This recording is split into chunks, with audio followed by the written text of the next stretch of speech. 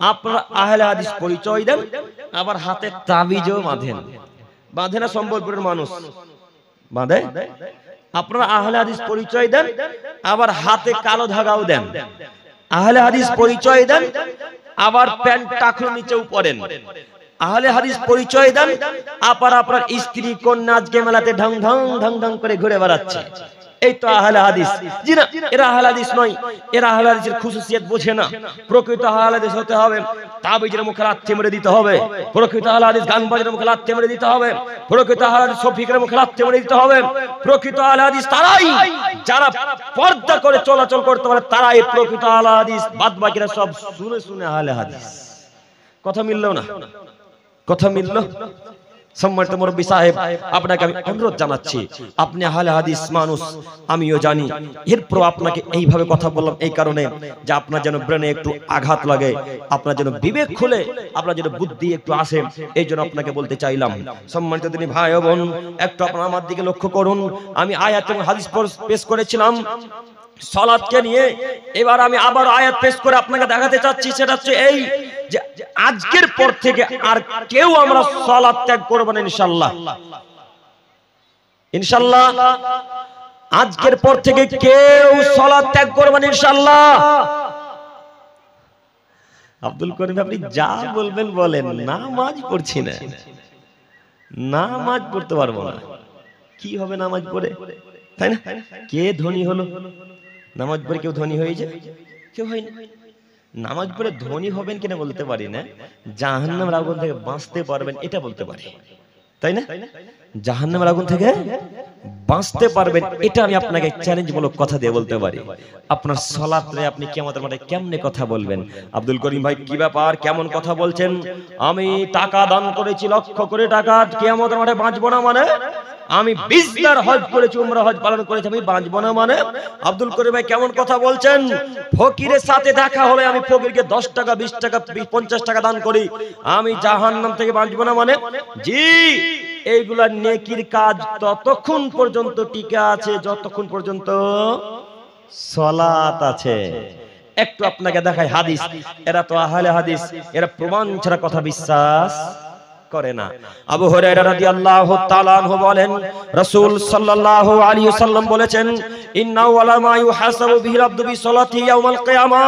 আদমের ছেলেমেয়ে তোমরা শোনো, কিয়ামতের মাঠে সর্বপ্রথম হিসাব নিকাশ না হবে যে ইবাদতের, তার নাম সালাত। কিয়ামতের মাঠে যে ইবাদতের হিসাব নিকাশ সর্বপ্রথম না হবে তার নাম সালাত। ফাইন সালাহাত কদ আফলাহা।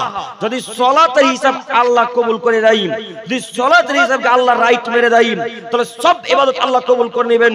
ওয়াইন ফাসাদাত ফাকাদ খাবা খাসিরা। আর সালাতের ইবাদতকে, সালাতের হিসাবকে যদি আল্লাহ তাআলা এইভাবে ক্রস চিহ্ন মেরে দেয়, তাহলে সব ইবাদতকে আল্লাহ তাআলা ক্রস চিহ্ন মেরে দিবে। ওই যে ফকিরকে 20 টাকা দিয়েছিলেন, এই 20 টাকা নিয়ে কি আপনার টিকবে না? কেন? সালাত নেই তার জন্য। ওই যে 2 বার হজ করে এসেছেন, হজ করে এসে আর সালাত আদায় করেন না, এই হজ টিকবে না কেন? সালাত নেই। সালাত নেই যার কোনো ইবাদত নেই তার, সালাত নেই যার কোনো ইবাদত নেই তার। আপনারাও বক্তাদের মুখে, আলেম ওলামা ইকরামগণের মুখে শুনেছেন, পিতা মাতার সাথে ভালো আচরণ করবে যে জান্নাতে যাবে সে, পিতা মাতার সাথে ভালো আচরণ করবে যে জান্নাতে যাবে সে। সম্বলপুরের একটা মানুষ তার মাকে কোনোদিন গালি দেয়নি, তার মায়ের মনে কোনোদিন কষ্ট দেয়নি, তার পিতাকে কোনোদিন গালি দিয়ে কথা বলেনি, জোর গলায় ধমক দিয়ে কথা বলেনি। এই ছেলেটা নেকিমূলক কাজ করেছে, এই লোকটা জান্নাতে যাওয়ার কাজ করেছে। উল্লেখ্য যে যেই ছেলেটা মাকে গালি দেয়নি, যে ছেলেটা পিতাকে গালি দেয়নি, ভালো আচরণ করেছে, এই ছেলেটা সালাত আদায় করে না। ওই যে আম্মার সাথে আব্বুর সাথে ভালো আচরণ করার পরিবর্তে আল্লাহ যে নেকিটা লিপিবদ্ধ করেছিলেন ফেরেশতা মণ্ডলীর মাধ্যমে, এই নেকিটাকে আল্লাহ এখন কি করবেন? কি করবেন? কেটে দিবেন। তাহলে আমি কি বোঝাতে পারলাম? সালাত ব্যতীত পৃথিবীর কোনো ইবাদত কবুল হয় না। একটু আপনাকে আমি বোঝাতে চাচ্ছিলাম, হাজার হাজার কোটি টাকা দান করলে, সালাত আদায় না করলে সেই দান কবুল হবে না। হাজার কোটি টাকা পানিতে ফেলে দেওয়া যেমন, সালাত আদায় না করে হাজার কোটি টাকা দান করাও ঠিক তেমন। কথা বুঝে আসলো কি? এই জন্য আপনাকে আমি অনুরোধ করতে চাচ্ছি যে আপনি 20 টাকা দান করেন আর 20 পয়সা দান করেন, তার আগে কি জরুরি? কি জরুরি? সালাত জরুরি। পারবো ইনশাআল্লাহ? আজকের পর থেকে পারবো ইনশাআল্লাহ। এইভাবে বক্তব্য পেশ করার পরেও যদি সম্বলপুরের মানুষ, পুকুরিয়ার মানুষ আর সালাত আদায় না করে, তাহলে আমি কোন বাক্য দিয়ে বুঝাবো বলে? আর তো আমি বাক্য খুঁজে পাই না। যদি বাক্য থাকে তো আপনারা আমাকে একটু বলবেন কাইন্ডলি, দয়া করে, আমি বাক্য পরিবর্তন করতে ইচ্ছুক। তবে আমি মনে করি আজকের পর থেকে পুকুরিয়ার মানুষ, সম্বলপুরের মানুষ সালাত আদায় করবে ইনশাআল্লাহ, করবে ইনশাআল্লাহ, ইনশাআল্লাহ। সম্মানিত দিনী ভাই, শেখ সময় চলবে নাকি আরো 35? আচ্ছা, সম্মানিত দিনী ভাই বোন, একটু আপনারা আমার দিকে লক্ষ্য করুন।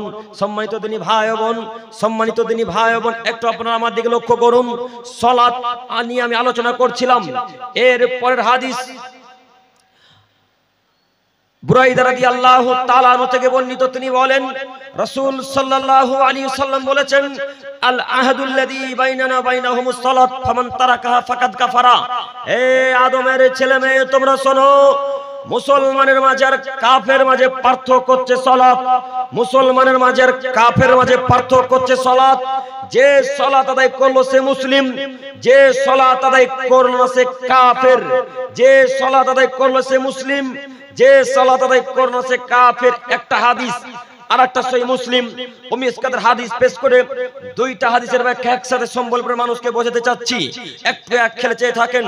জাবের রাদিয়াল্লাহু তাআলা আনহু থেকে বর্ণিত, তিনি বলেন, সামি'তু রাসূলুল্লাহ সাল্লাল্লাহু আলাইহি ওয়াসাল্লাম ইয়াকুল, আমি মুহাম্মদ সাল্লাল্লাহু আলাইহি ওয়াসাল্লামকে বলতে শুনেছি, তিনি বলেছেন, বাইনাল আবদি ওয়া বাইনাশ শিরকি ওয়াল কুফরি তারকুস সালাত। মুসলমানের মাঝে আর বান্দার মাঝে, মুসলমানের মাঝে আর কাফের মাঝে পার্থক্য হচ্ছে সালাত। মুসলমানের মাঝে আর কাফের মাঝে পার্থক্য হচ্ছে সালাত। যে সালাত আদায় করলো সে মুসলিম, যে সালাত আদায় করলো সে কাফের।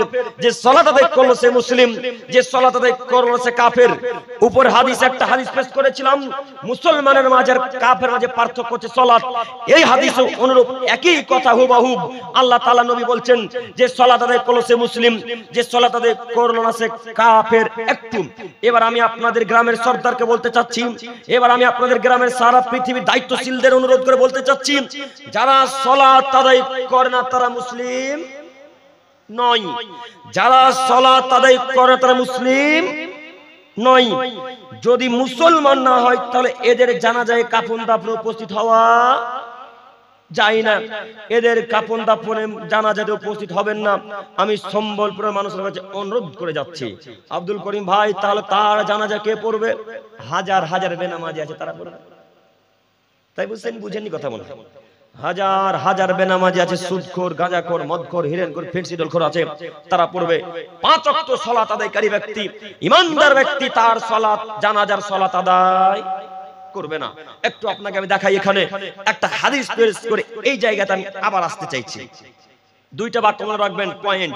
এই পয়েন্টে আবার ফিরে আসবো ইনশাআল্লাহ। এটাও আবু হুরায়রা রাদিয়াল্লাহু তাআলা আনহু হাদিস, তিনি বলছেন, লিল মুমিনি আলাল মুমিনি সিত্তু খিসাল। একজন মুসলমান আরেকজন মুসলমানের উপর অধিকার রাখে 6টি। কয়টি? মনে থাকবে ইনশাআল্লাহ। একজন মুসলমান আরেকজন মুসলমানের উপর অধিকার রাখে, হক রাখে 6টি। এক, ইয়াউদুহু ইদা মারাদা। যদি সম্বলপুরের মানুষ, পুকুরিয়া থানার মানুষ অসুস্থ হয়ে পড়ে, তাহলে এই গ্রামের মানুষ দেখতে যাবে, এটা তার হক, এটা তার অধিকার। সম্বলপুরের মানুষ কোন একটা অসুস্থ হয়েছে, কোন একটা ব্যক্তি অসুস্থ হয়ে বিছানায় পড়ে আছে, হাসপাতালে আছে, এই সম্বলপুরের মানুষ গিয়ে তাকে বলবে, ভাইয়া কেমন আছেন? তার মাথাতে হাত দিয়ে বলবেন, লাবাসা তহরিন ইনশাআল্লাহ। এইভাবে মাথাটা নাড়বেন আর বলবেন, লাবাসা তহরিন ইনশাআল্লাহ, চিন্তা করিয়েন না, আল্লাহ ঠিক করে দিবে, টেনশন নিয়েন না, আল্লাহ সুস্থতা দান করবেন।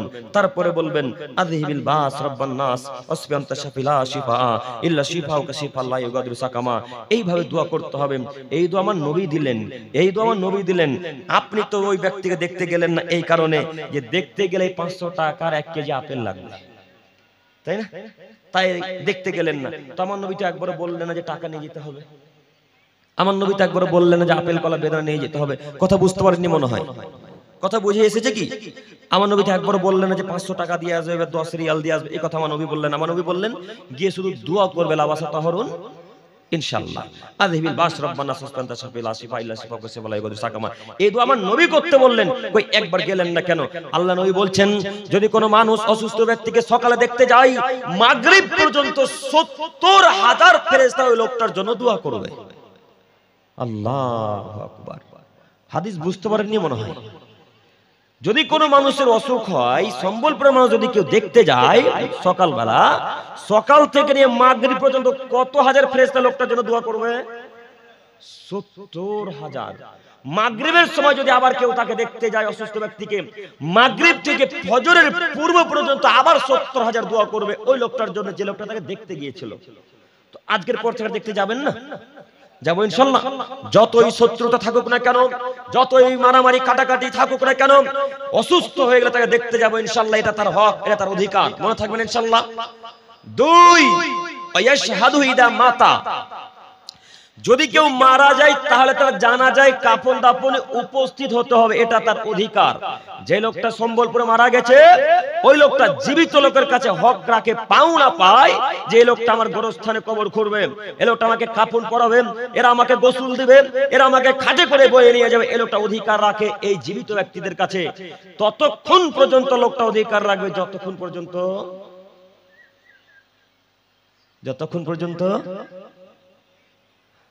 পর্যন্ত মুসলমান থাকবে। বক্তব্য মনোযোগ সহকারে শোনেন না। প্রথম বাক্যে বলিনি যে একজন মুসলমান আরেকজন মুসলমানের উপর অধিকার রাখে কয়টি? ৬টি। তার মধ্যে দ্বিতীয় নম্বর অধিকার হচ্ছে ইয়াশহাদু ইদা মাতা, ওই জীবিত ব্যক্তিরা ওই লোকটা কবর খুঁড়তে যাবে, এটা তার অধিকার। এবার আপনাকে বলি, যে লোকটা মারা গেছে লোকটাকে কি হতে হবে? মুসলমান হতে হবে। উল্লেখ্য যে লোকটা মারা গেছে লোকটা সালাত আদায় করে না, তাহলে এর জানাজায় কাফন দাফন উপস্থিত হওয়া যাবে না। ও সরদার সাহেব, একটু দেখেন তো কথা বুঝতে পারেন কিনা। আজকে এই মাইকে এলান করেন তো দেখি, সম্বলপুরের যত মানুষ নামাজ পড়ে না, এদের জানাজায় ক্যাশিয়ার, সরদার, ইমাম কেউ যাবে না, উপস্থিত হবে না জানাজা নামাজে। এই বক্তব্য দিতে পারবেন না?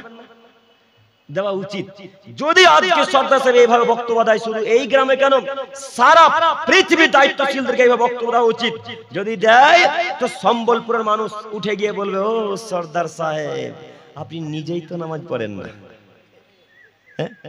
তো এই আইন তো পাস হবে না, এখন পাস হবে না। তাহলে যে দায়িত্বে আছে তাকে আগে সালাত আদায় করতে হবে। সম্মানিত ভাই ও বোন, আমি দেখাতে চাচ্ছিলাম যে দায়িত্বশীল কে আগে পরিবর্তন হতে হবে, তাহলে সম্বলপুরের মানুষ পরিবর্তন হবে ইনশাআল্লাহ, নচেত পরিবর্তন হবে না। যাই হোক, আমার ভাই চলে এসেছেন, আমি আর বক্তব্য লম্বা করতে চাচ্ছি না। শেষ করবো না চালাবো? ওটাই ওই জন্য